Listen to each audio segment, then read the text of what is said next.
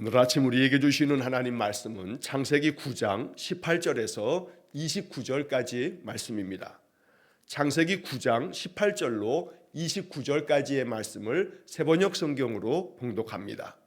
방주에서 나온 노아의 아들은 셈과 함과 야벳이다. 함은 가나안의 조상이 되었다.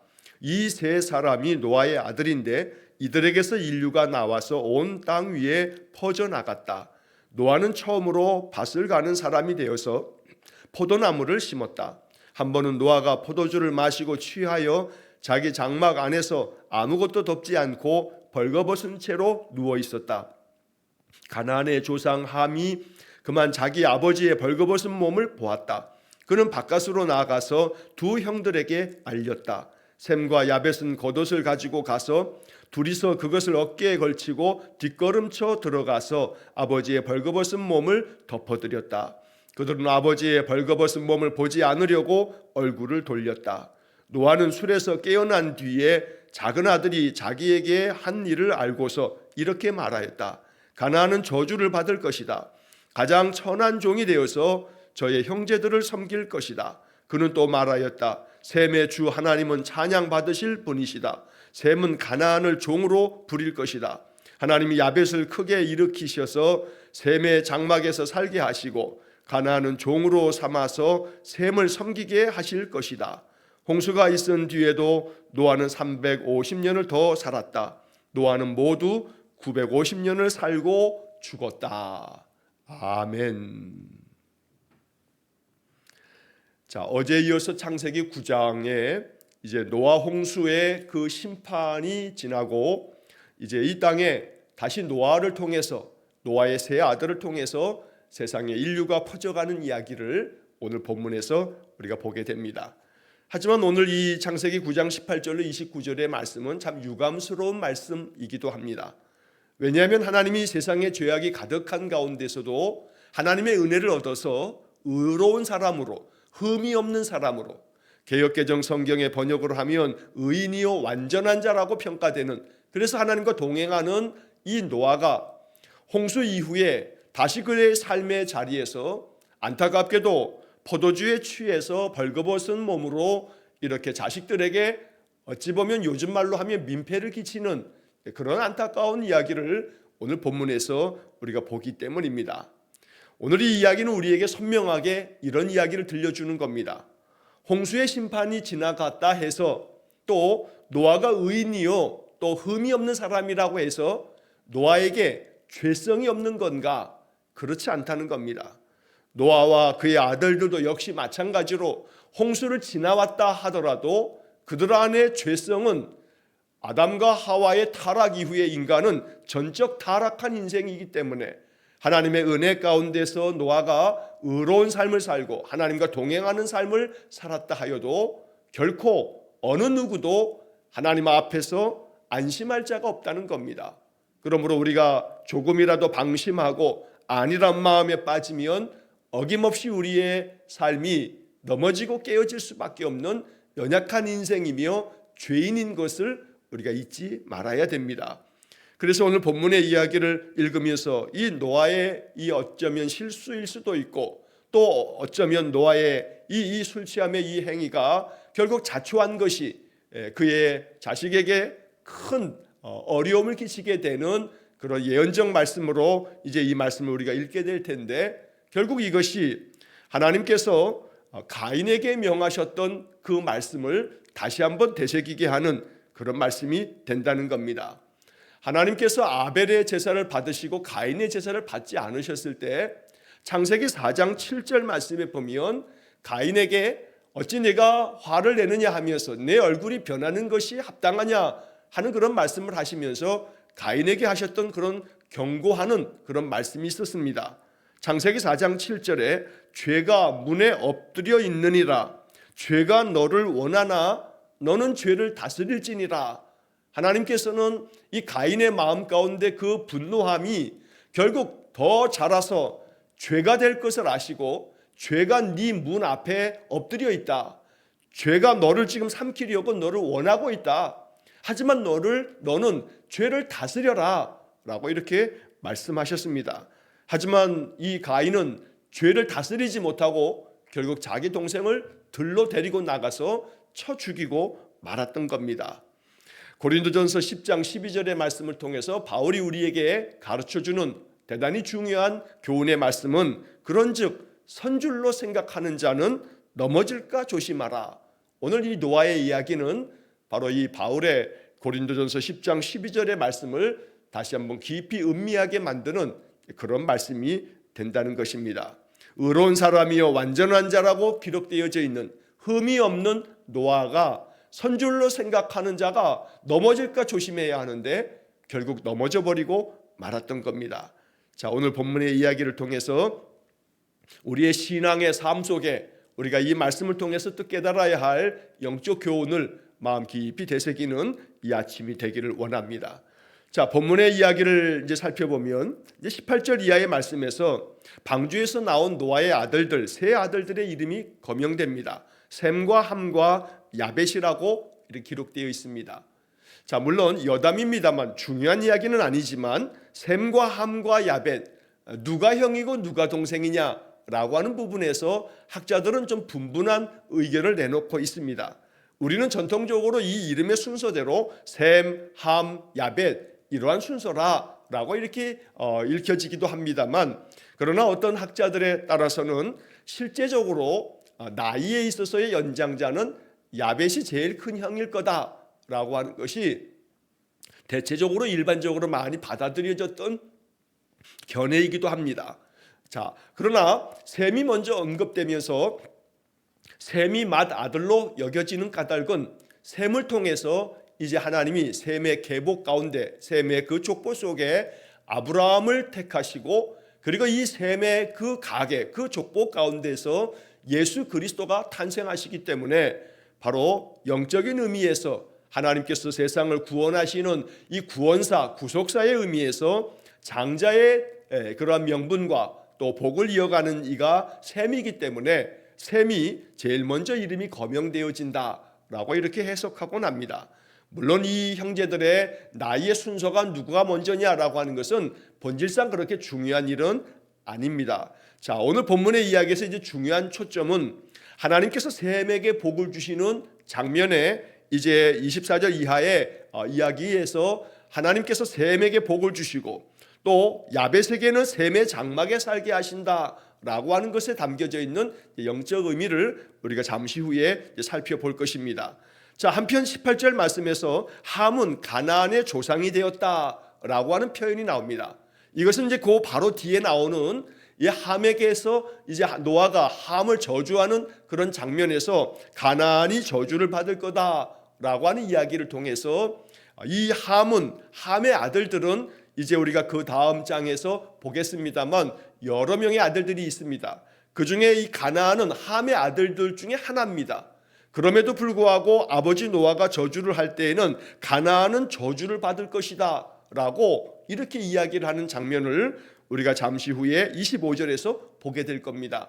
자, 가나안을 저주하는 이 이야기는 예언적 성격을 가지고 있습니다. 이것은 장차 하나님께서 이 팔레스타인 땅, 약속의 땅으로 이스라엘 백성에게 아브라함과 그 자손들에게 주었던 그 땅의 거주자인 가나안 족속들의 그 죄악됨을 먼저 노아의 입을 통해서 예언적으로 말씀하시는 것이다 라고 이렇게 성경학적으로는 그렇게 해석을 하곤 합니다.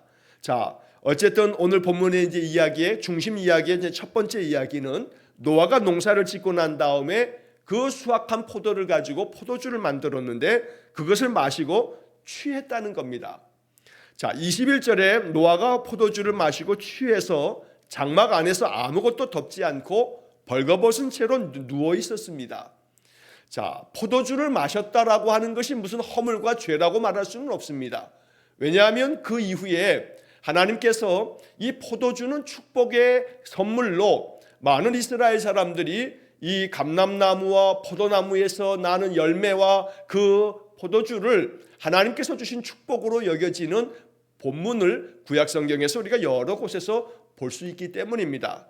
그러나 중요한 것은 이 포도주를 마시고 취하여 그가 자신의 벌거벗은 몸을 그대로 드러내면서 이제 잠을 자고 있었는데 자, 여기까지는 그렇다 치더라도 이제 그 다음 이야기가 그의 아들 중 하나 바로 함이 자기 아버지가 벌거벗은 몸을 보았습니다. 자, 본 것까지는 그렇다 치더라도 이제 그 다음에 이제 이 함의 행동이 문제가 되었습니다. 자, 바깥으로 나가서 두 형들에게 알렸다라고 말하고 있습니다.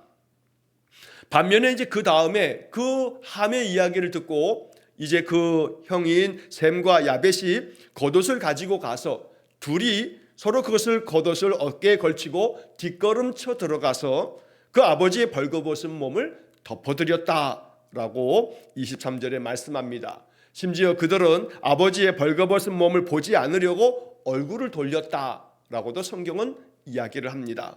자, 이 이야기는 노아의 세 아들이 가지고 있는 이 취하고 있는 이 행동, 그 속에 담겨져 있는 이 태도가 결국 술에서 깨어난 이 아버지 노아가 그의 작은 아들 이 함에게 저주하는 그런 일로 이것이 연결되고 있습니다. 자, 그래서 여기서 셈과 야벳 그리고 함, 이들의 행동이 가지고 있는 그런 의미들을 우리가 되새기게 됩니다. 자, 함은 아버지의 벌거벗은 몸을 보았습니다. 그리고 난 다음 그는 바깥에 나가서 그 형들에게 알렸습니다. 사실 이 벌거벗은 몸이라고 하는 것은 이것은 상징적 의미를 가지고 있습니다. 왜냐하면 아담과 하와가 타락하고 난 다음에 그들은 자신들의 벌거벗은 몸을 보고서 부끄러움을 느끼고 무화과 나무 잎을 만들어서 치마를 만들어 그 부끄러움을 가렸습니다. 그 이전에 타락하기 전에는 선악과를 따먹기 전에는 벌거벗었어도 벌거벗음이 아무런 허물이 되지 않았습니다. 그러나 죄를 짓고 난 후 하나님의 명을 거스려 선악을 알게 하는 나무를 먹고 난 다음에 그들은 먼저 자신들의 벌거벗은 몸을 수치스럽게 여기는 그런 마음을 갖고 또 이렇게 자신들의 몸을 가리는 그런 행위를 하게 됩니다. 자, 그래서 그 말씀과 연결지어서 아브라함이 벌거벗은 몸으로 이렇게 누워서 이 취한 상태로 이런 모습을 보이는 것은 이 아브라함의 허물과 죄성을 드러내는 그런 상징적 의미가 있다는 겁니다. 자, 문제는 함이 자기 아버지의 그 수치스럽게 여겨질 이 벌거벗은 몸을 보고 그리고 이것을 바깥에 나가서 알렸다는 데 문제입니다. 남의 수치와 남의 부끄러움을 덮어주지 아니하고 나가서 알리는 이 함의 행동, 그의 태도로 인해서 결국 그는 아버지에게 저주를 받는 그런 이야기로 오늘 본문은 적혀 있습니다. 자, 여기 이 아버지의 벌거벗은 몸을 보았다라고 하는 단어가 나오는데 이 보았다라고 하는 이 단어가 히브리 말로는 라아라고 하는 단어입니다. 이 라라고 하는 이 동사는 단순히 시각적으로 눈으로 무언가를 보는 행위가 아니고 그것보다 더 나아가서 어떠한 의도를 가지고 그 의도에 대한 그런 어떤 목적이 있어서 그래서 그것을 보고서 무언가 부정적인 행동을 취하는 그런 단어로서 라라고 하는 이 히브리어 동사가 사용되곤 합니다. 다시 말하면 아버지의 벌거벗은 몸을 보았다라고 하는 이것은 단순히 우연히 보게 된 그저 지나가는데 방으로 들어가는데 아버지가 벗고 누워 있다는 것을 우연치 않게 그저 보았다는 것이 아니라 이 함이 아버지의 그 수치스러운 것을 의도적으로 보고 그리고 그것을 더 나가서 알렸다라고 하는 이 이야기에서 이 함의 태도가 사실은 그것이 온당치 못함을 성경이 이야기하고 있다는 것입니다. 그래서 결국 이 함은 자기 아버지에게서 저주를 선언받는 그런 안타까운 결과를 맞게 됩니다. 자, 그와 반해서 23절의 말씀에서 형인 셈과 야벳의 행위는 이 함과는 아주 전적으로 달랐습니다. 첫째, 함은 자기 아버지의 벌거벗은 몸을 보고 나가서 이것을 알렸던 반면에 이 셈과 야벳은 정반대로 행합니다. 아버지의 벌거벗은 몸을 보지 않으려고 얼굴을 돌립니다. 그리고 옷을 가지고서 뒷걸음쳐 들어가서 벌거벗은 몸을 덮어드렸다라고 이야기를 합니다. 이 셈과 야벳의 행위가 아름다운 하나님의 사람의 선한 행위요, 그 마음의 태도가 귀하다 여겨서 성경은 이 이야기를 이렇게 적고 있는 것입니다. 결국 남의 허물을 보았다 할지라도 나가서 이것을 사람들에게 알리는 이 함은 결국 하나님께로부터 징계를 받듯 아버지에게 저주의 선언을 받게 되지만, 그러나 이것을 보지 않으려고 할 뿐만 아니라 오히려 그것을 가지고 가서 그 아버지의 부끄러운 몸을, 벌거벗은 몸을 덮어드리는, 이 덮어주는 그런 행위야말로 셈과 야벳이 복을 선언받는 그런 이유가 되었다는 겁니다. 덮어주시는 하나님의 은혜가 이 속에 담겨져 있습니다. 하나님께서는 우리 인생들을 항상 덮어주시는 분이십니다. 우리의 허물과 죄가 많습니다. 노아가 이렇게 포도주를 마시고 취해서 벌거벗은 채로 이렇게 누워있다라고 하는 이러한 모습이 다만 그냥 노아의 이러한 실수요, 또 노아의 이 허물이라라고 이렇게 우리가 지칭하면서 말할 계제는 아닙니다. 왜냐하면 우리에게도 사실은 많은 허물과 죄가 있기 때문입니다. 그러나 하나님께서는 셈과 야벳이 자기 아버지에게 취했던 태도처럼 하나님은 우리의 허물과 죄를 보지 않으시려고 주의 보혈로 덮어주시는 분이십니다. 그러므로 오늘 우리는 이 본문에서 그의 아버지의 벌거벗은 몸을 덮어드렸다라고 하는 이 셈과 야벳의 행위를 통해서 예수 그리스도께서 이 땅에 오심은 우리의 허물과 죄를 덮으시려고, 십자가의 보혈로 덮으시려고 주님께서 이 땅에 오셨다라고 하는 신약의 말씀으로 이 말씀이 복음의 은혜를 이렇게 맥을 같이 하고 있다는 것입니다. 그래서 오늘 본문의 이야기에서 우리가 발견해야 할 이 복음의 가장 중요한 핵심 단어는 덮어드렸다. 덮어주는 사랑, 덮어줄 줄 아는 그런 넓은 마음과 긍휼의 마음, 바로 이것이 복음을 가지고 사는 사람의 마음인 것입니다. 잠언 10장 12절 말씀에 보면 이런 말씀이 기록되어 있습니다. 미움은 다툼을 일으켜도 사랑은 모든 허물을 가리느니라. 잠언 10장 12절 이 말씀처럼 사랑은 모든 허물을 가려주는 겁니다. 덮어주는 것입니다. 베드로전서 4장 8절 말씀에서도 무엇보다도 뜨겁게 서로 사랑할지니 사랑은 허다한 죄를 덮느니라 라고도 말씀합니다. 어찌 보면 사도 베드로가 이야기를 하면서 사랑은 허다한 죄를 덮는다라고 이렇게 표현하는 까닭은 아마도 이 율법서의 창세기 이 9장에서 셈과 야벳이 자기 아버지의 이 허물을 덮어드렸다라고 하는 이 말씀을 의도적으로 베드로가 사용하고 있는 듯합니다. 사랑은 허다한 죄를 덮어주는 겁니다. 남의 실수를 나가서 다른 사람들에게 말하는 게 아니라 그걸 모르는 척, 못 본 척, 보지 않을 뿐만 아니라 보려고 하지도 않을 것이고, 또한 동시에 알았다 한들 이것을 덮어주는 그러한 사랑, 그러한 마음이야말로 아름다운 하나님의 사람, 하나님 백성의 귀한 믿음의 마음인 것입니다. 또 한편 잠언 17장 9절 말씀에서도 허물을 덮어주는 자는 사랑을 구하는 자요, 그것을 거듭 말하는 자는 친한 벗을 이간하는 자니라 라고도 말씀합니다. 다른 사람의 허물을 계속 거듭거듭해서 말하는 사람이 있다면 이 사람은 서로를 이간질하는 사람이라고 지혜인 말씀인 잠언은 우리에게 가르쳐주는 것입니다. 그러므로 허물을 덮어주는 자가 사랑을 구하는 자라, 늘 사랑을 행하는 자라고 말씀하고 있는 것입니다. 그러므로 오늘 덮어드렸다라고 하는 이 표현을 통해서 셈과 야벳의 이런 아름다운 그런 행위가 우리의 신앙의 모습 되기를 간절히 소망합니다. 언제나 그 어떤 누구의 허물이라 할지라도 보려고 하지 않고 알려고 하지 않고 설사 알았다 할지라도 누구에게라도 가서 말하는 것이 아니라 이것들을 더욱더 확산시키는 것이 아니라 오히려 내게서 차단시키고 나에게서 덮어주는 그러한 넓은 마음이 바로 복음의 마음이다 라고 하는 것을 오늘 이 아침 우리가 더욱 묵상하기를 원합니다. 자, 오늘 그런 다음 이제 24절 이하의 말씀에서 노아가 술에서 깨어난 다음에 자기 작은 아들이 자기에게 한 일을 알고서 이제 노아는 이야기를 합니다. 가나안은 저주를 받을 것이다. 가장 천한 종이 되어서 저의 형제들을 섬길 것이다 라고 이렇게 이야기합니다. 자, 시작하면서 말씀드린 것처럼 실수를 한 것은 덮어주지 않고 이렇게 떠버리고 말했던 것은 함입니다. 그러면 당연히 문맥상으로 보면 아버지 노아가 화를 내고 그러면서 야단을 치고 만약에 이렇게 저주를 한다라고 한다면 함은 저주를 받을 것이다 라고 말해야 맞을 겁니다. 그런데 함은 저주를 받을 것이라 하지 아니하고 함의 아들인 가나안은 저주를 받을 것이다 라고 이야기합니다.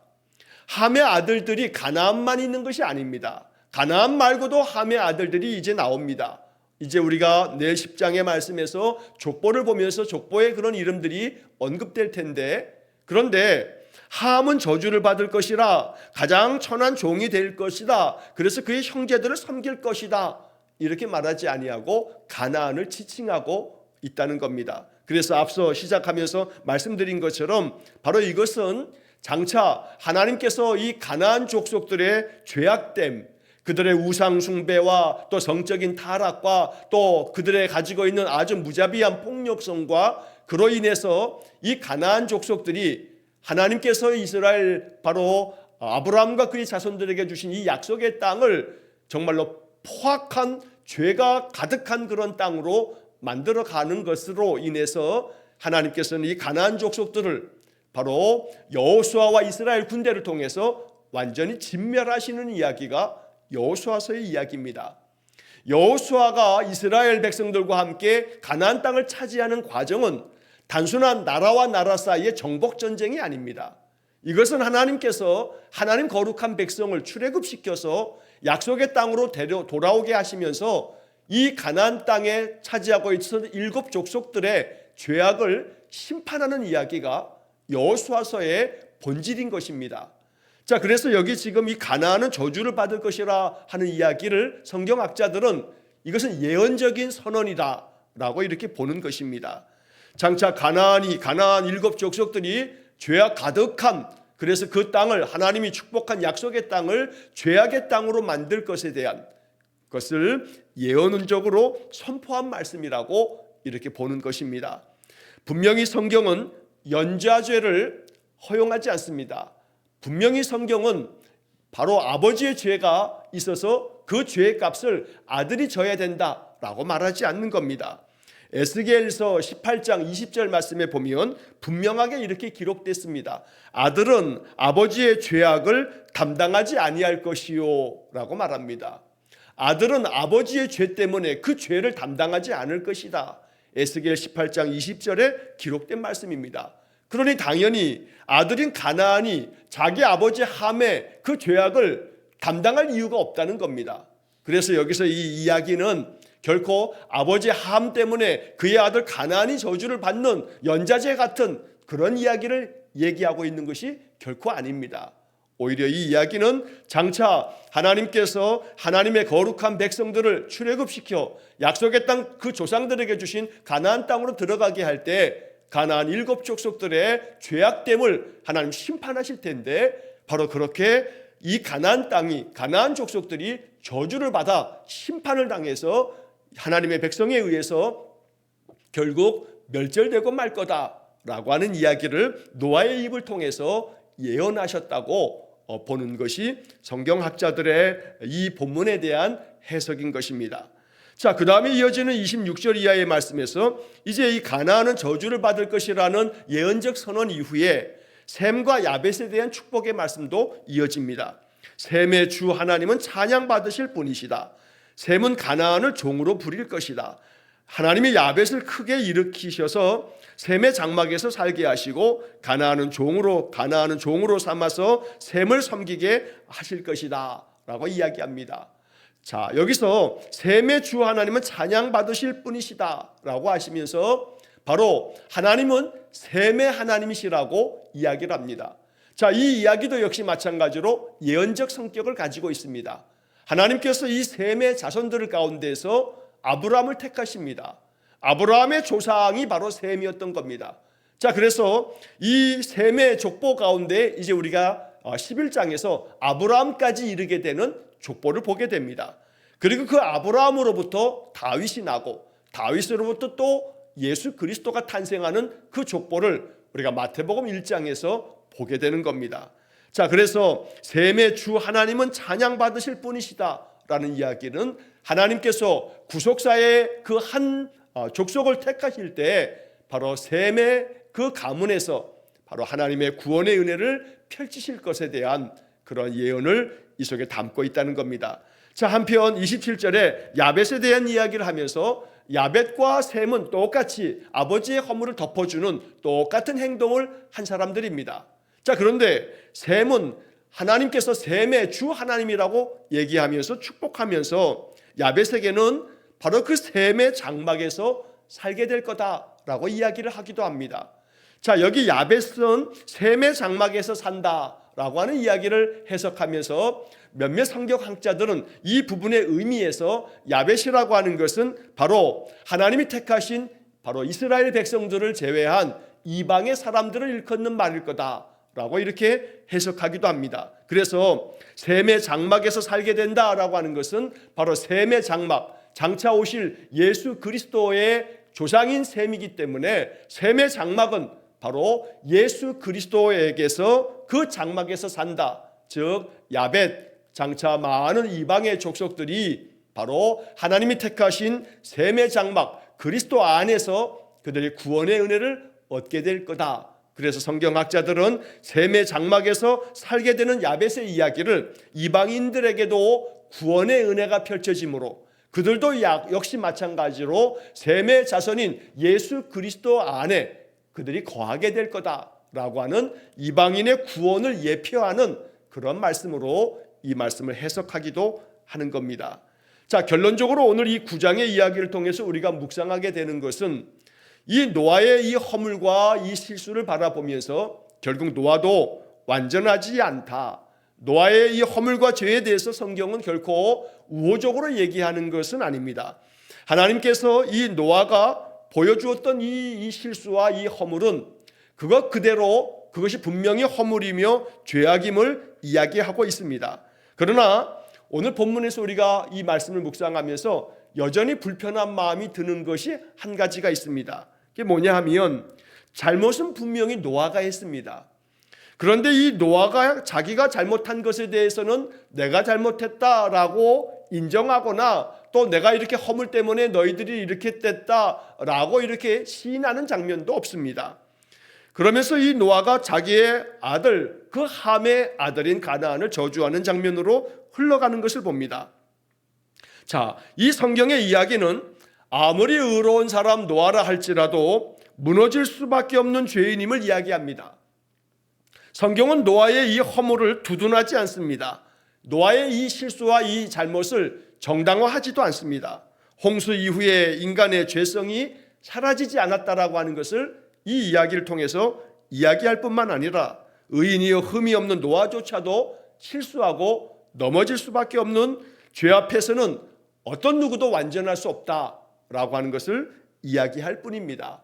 그러므로 노아가 실수는 자기가 해놓고 어떻게 자기 아들, 자기의 손자를 저주하나라고 하는 윤리 도덕의 문제로 이 말씀을 보아서는 안 됩니다. 오히려 이 이야기를 통해서 하나님이 전하려는 것은 결국 홍수 이후에 남은 자들 가운데도 역시 죄성이 있다는 것과 그로 인하여서 이제 우리 인생들에 드리워지는 이 죄를 온전하게 해결할 분은 오직 바로 셈을 통해서 바로 하나님께서 셈의 그 족속을 통해서 이루실 구원의 가계를 통해서 하나님의 구원 역사가 펼쳐질 것이라는 이야기를 오늘 이 9장은 이야기하는 겁니다. 그래서 이제 내일 10장의 족보 이야기를 지나서 11장의 바벨탑 이야기와 함께 셈의 족보가 또 등장하게 되는데 그 셈의 족보의 맨 마지막에 아브라함이 그 집안의 자손으로 나오는 그렇게 아브라함이 등장하면서 바로 창세기 12장부터 아브라함을 택하시는 하나님의 구원의 은혜가 이제 모든 성경의 시작 출발로 다시 전개되는 것입니다.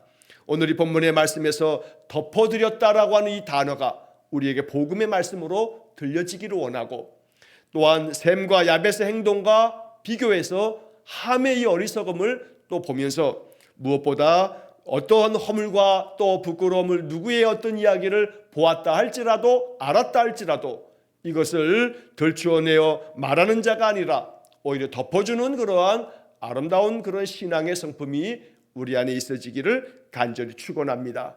시편 78편 38절의 말씀을 마지막으로 나눕니다.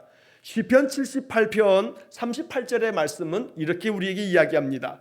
오직 하나님은 긍휼하심으로 죄악을 덮어주시어 멸망시키지 아니하시고 그의 진노를 여러 번 돌이키시며 그의 모든 분을 다 쏟아내지 아니하셨으니. 오늘 이 시편 78편 38절 말씀처럼 오직 하나님은 긍휼하심으로 모든 죄악을 덮어주시어 멸망시키지 아니하신다. 오늘 이 말씀이 우리에게 복음이 됩니다. 우리가 아무리 죄와 허물이 많다 할지라도 하나님은 긍휼하셔서 시편 78편의 이 말씀처럼 우리의 죄악을 덮어주시는 분이십니다. 그래서 예수 그리스도 독생자 하나님, 성자 하나님을 이 땅에 보내신 것입니다. 그러므로 오늘도 하나님의 덮어주시는 은혜가 우리의 허물과 죄를 다 보혈로 덮어주시고 우리의 삶에 하나님의 은혜를 선포하셔서 늘 날마다 하나님 주시는 은혜를 누리며 살아가는 복된 성도가 되시기를 주의 이름으로 간절히 축원합니다. 기도하겠습니다. 자비로우신 아버지 하나님, 우리도 허물과 죄가 많아서 우리의 부끄러움을 들추어낸다면 어느 것으로도 덮을 수 없는 죄인임을 고백합니다. 손줄로 생각하는 자는 넘어질까 조심하라 말씀하셔서 노아를 바라보면서 의인이여 흠이 없는 자라 할지라도 하나님 앞에서 그가 방심하고 아니라고 이제 홍수가 다 지났다 하여 그저 그 마음이 느슨하게 그 마음이 나태해지면서 결국 노아도 무너져 내리는 이 모습이 우리에게 반면교사가 되게 해 주옵소서. 그리하여 날마다 깨어있게 하시고 날마다 우리의 신앙 잠들지 않게 하시고 날마다 하나님의 은혜의 복음 안에서 덮어주시는 은혜를 깨닫고 하나님께 더 가까이 나아가는 믿음이 되게 해 주옵소서. 함처럼 부끄러운 수치의 모습을 사람들에게 나가서 알리는 것이 아니라 야벳이나 샘처럼 덮어주는 마음을 갖는 선한 마음, 선한 성품이 우리 안에 있게 해 주옵소서. 오늘도 그리스도의 은혜로 하나님 우리의 허물과 죄를 덮어주시기 때문에 우리가 이 한날도 생명을 누리며 사는 줄 믿습니다. 날마다 우리 성도들의 삶 속에 하나님의 풍성한 은혜를 항상 덮어주시고 은혜 부어 주옵소서. 모든 것을 주님께 의탁하오며 예수님 이름으로 기도하옵나이다. 아멘. 우리 구주 예수 그리스도의 은혜와 하나님 아버지의 극진하신 사랑과 성령의 교통하심이 날마다 덮어주시는 은혜로 인하여 하나님의 복을 누리는 삶을 깨닫고 나 또한 덮어주는 사랑을 베푸는 귀한 믿음의 삶이 되기를 소원하며 기도하는 머리 숙인 귀한 성도들 위해와 저들 가정과 온 가족들 위해 영원토록 함께 하시길 축원하옵나이다. 아멘.